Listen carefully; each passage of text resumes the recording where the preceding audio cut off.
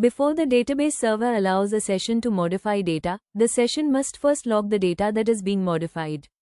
A lock gives the session exclusive control over the data so that no other transaction can modify the locked data until the lock is released.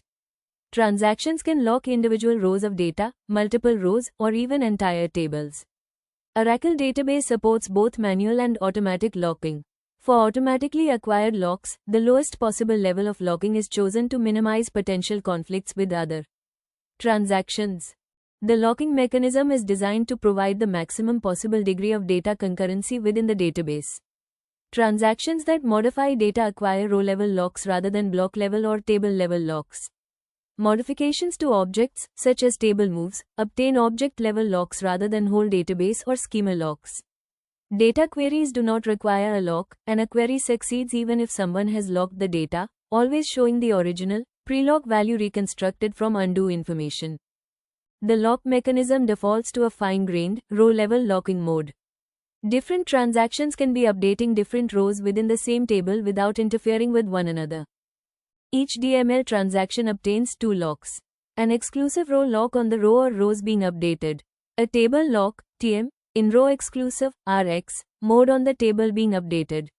This prevents another session from locking the whole table, possibly to drop or truncate it, while the change is being made. This mode is also called a sub-exclusive table lock.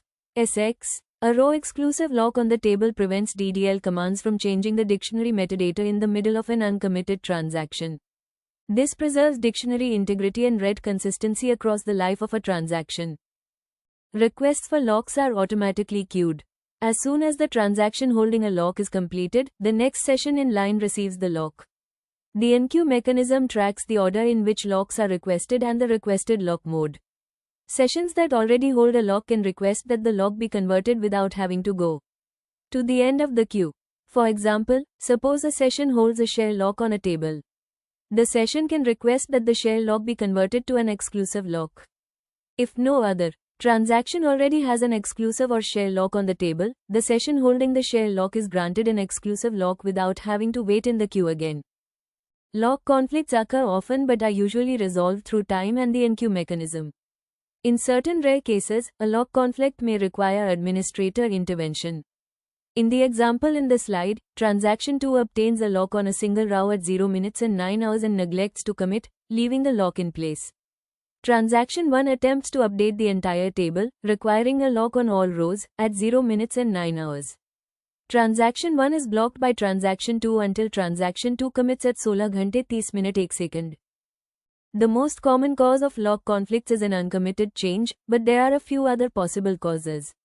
Long-running transactions. Many applications use batch processing to perform bulk updates. These batch jobs are usually scheduled for times of low or no user activity, but in some cases, they may not have finished or may take too long to run during the low activity period. Unnecessarily high locking levels. Not all databases support row-level locking. Some databases still lock at the page or table level.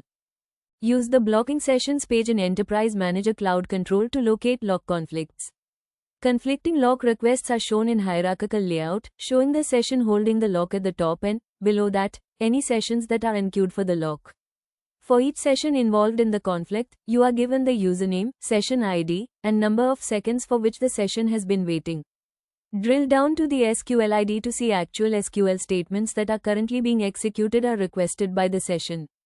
The Automatic Database Diagnostic Monitor, ADDM, also automatically detects lock conflicts and can advise you on inefficient locking trends. To resolve a lock conflict, the session holding the lock must release it. The best way to have the session release the lock is to contact the user and ask that the transaction be completed. In an emergency, it is possible for the administrator to terminate the session holding the lock. Remember that when a session is killed, all work within the current transaction is lost, rolled back. A user whose session is killed must log in again and redo all work since the killed session's last commit. Session manipulation can also be done by issuing SQL statements. The $session view contains details of all connected sessions. The value in blocking underscore session is the session ID of the session that is blocking. If you query for SID and serial hash, where SID matches a blocking session ID, you have the information needed to perform the kill session operation. A deadlock is a special example of a lock conflict. Deadlocks arise when two or more sessions wait for data that has been locked by the other.